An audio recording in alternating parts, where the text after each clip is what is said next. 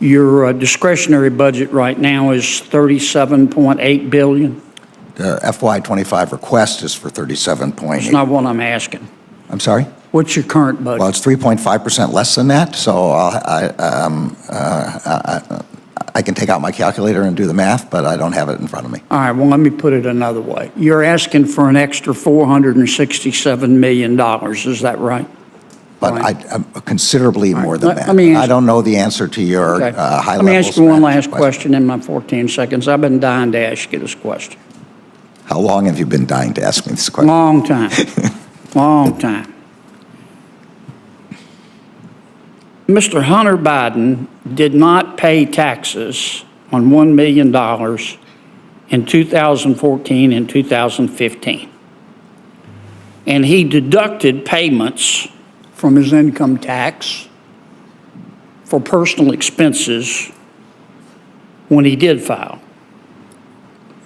For hookers, for a Lamborghini, for strip clubs, for sex clubs, for porn website memberships. Why did the Department of Justice let the statute of limitations run?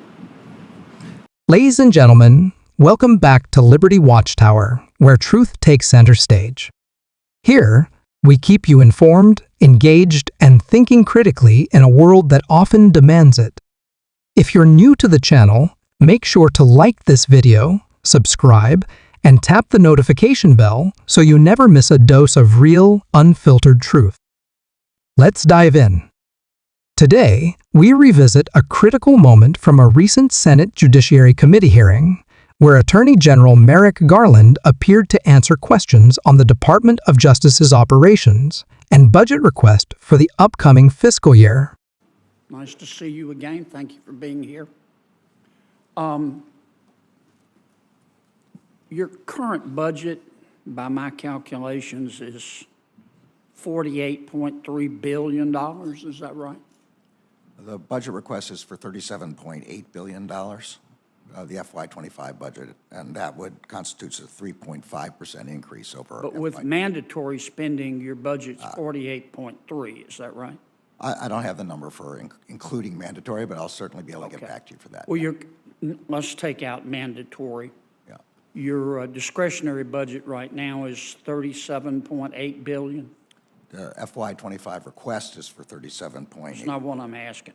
I'm sorry? What's your current budget? Well, it's 3.5% less than that, so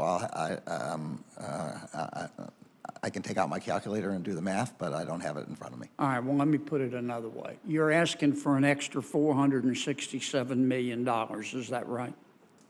In the increased amount of money that we're asking for, that's approximately right, yes. Okay.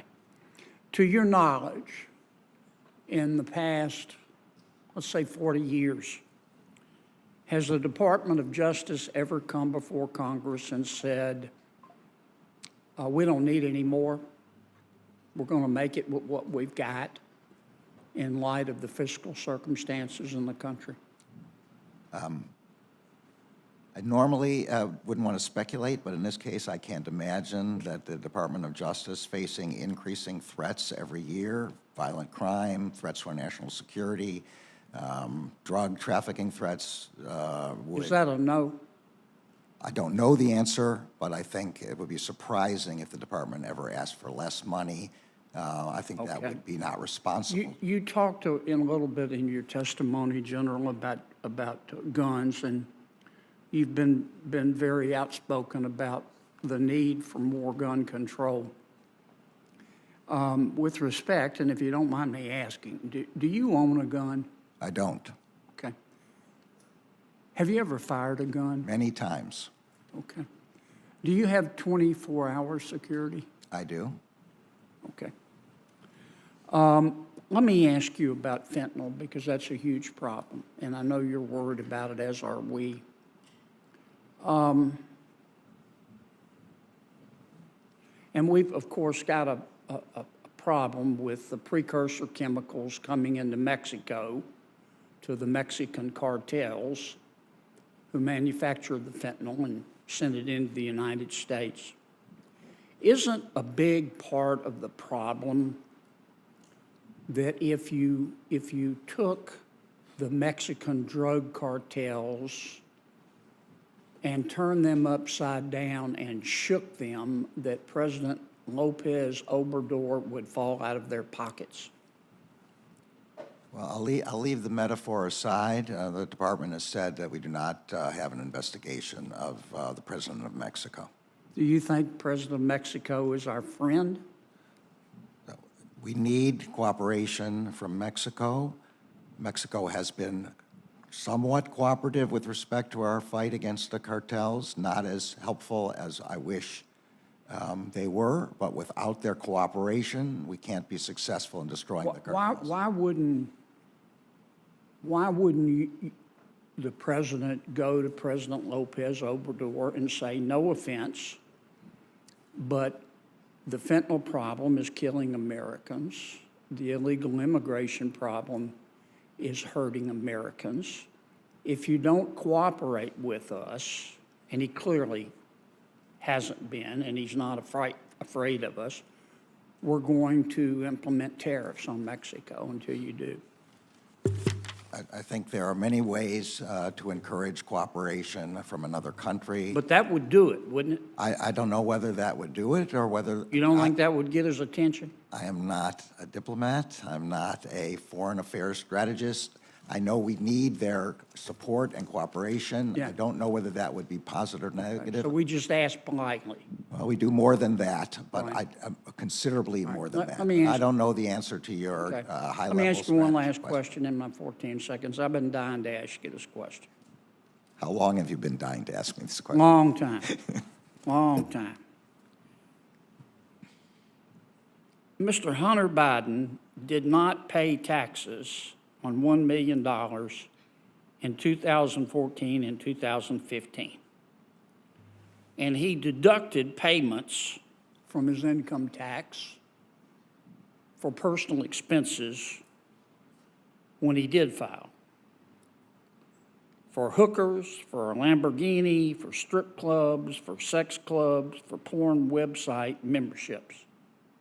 Why did the Department of Justice let the statute of limitations run?